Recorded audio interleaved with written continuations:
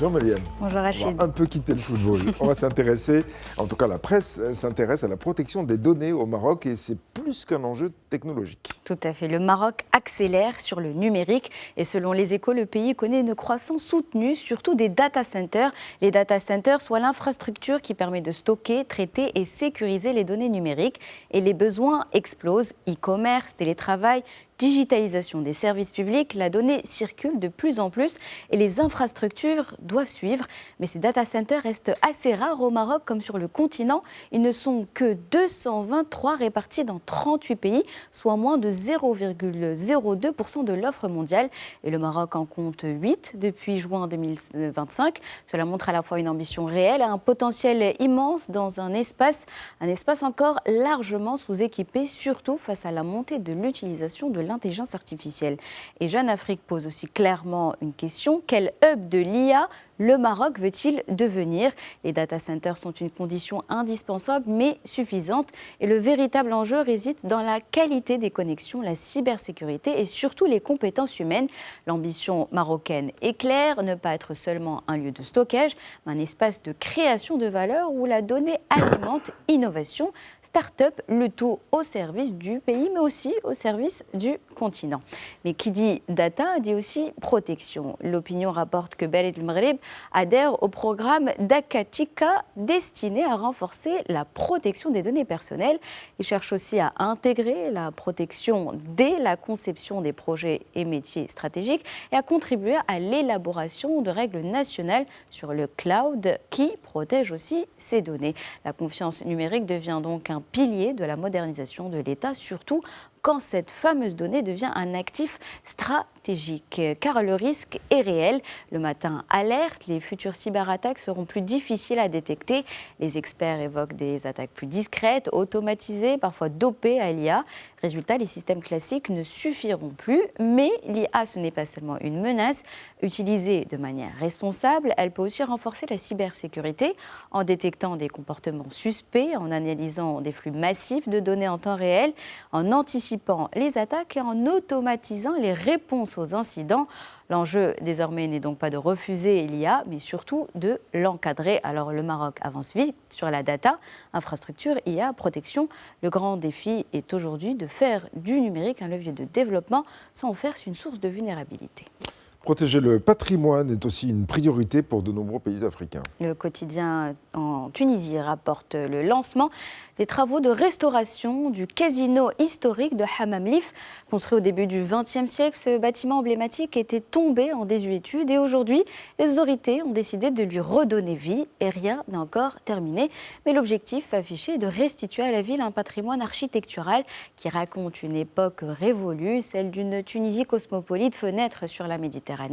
Et ce projet s'inscrit donc dans une stratégie plus large de valorisation des sites culturels, capable à la fois d'ancrer l'identité locale et surtout de stimuler le tourisme culturel.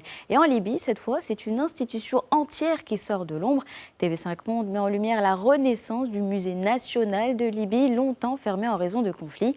Après des années d'interruption, les équipes ont réouvert ce lieu symbolique, ce musée qui conserve une collection d'objets d'art, d'artefacts archéologiques et de témoignages historiques. Il est en train d'être reconfiguré pour accueillir un nouveau public et l'enjeu est double. Préserver des pièces fragiles d'un passé millénaire, de l'Antiquité à l'époque islamique et de réaffirmer une mémoire nationale qui a souffert longtemps de guerres et de divisions. Et au Maroc, cette fois-ci, la réhabilitation concerne aussi les lieux de culte. Le brief révèle que plus de 2000 mosquées rurales et édifices religieux ont été régularisés dans le cadre d'une vaste opération de mise à jour cadastrale et de sécurisation du patrimoine religieux. Cette démarche répond à une triple ambition: préserver la mémoire architecturale locale, garantir la sécurité juridique des lieux de culte et offrir un cadre digne à des populations souvent isolées. À travers ces projets, c'est donc toute une Afrique qui reconquiert ses symboles, ses mémoires, ses archives visibles pour qu'elles continuent de perdurer sous l'œil des futures générations. Les Européens, pendant ce temps, se déchirent avant le vote pour l'accord sur le Mercosur. Et alors que le vote pour son application est prévu aujourd'hui même, France Info rapporte une décision politique majeure. heures, le président français Emmanuel Macron a indiqué qu'il voterait contre. Sa raison, une combinaison de préoccupations environnementales, agricoles et sociales. Pour Paris, signer cet accord sans garantie supplémentaire reviendrait à sacrifier une partie des agriculteurs européens face à une concurrence jugée trop agressive, tout en n'apportant pas suffisamment de garanties pour la protection des forêts tropicales. Et la position française n'est pas isolée, mais elle n'est pas majoritaire.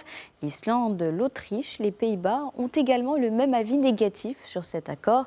20 minutes rappelle que les opposants s'inquiètent notamment de l'impact de l'accord sur l'emploi industriel en Europe, sur la qualité sanitaire des importations et surtout sur le respect des engagements environnementaux.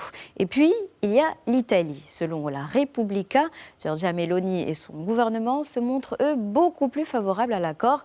Rome estime qu'il peut être un levier de croissance et de renforcement des échanges avec l'Amérique latine, en particulier avec les grandes économies du Mercosur, comme le Brésil et l'Argentine.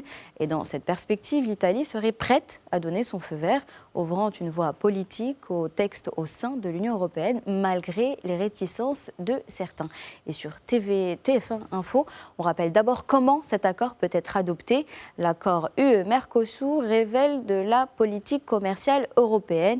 Il doit être validé par une majorité qualifiée des États membres, puis par le Parlement européen. Autrement dit, un seul pays ne peut pas le bloquer.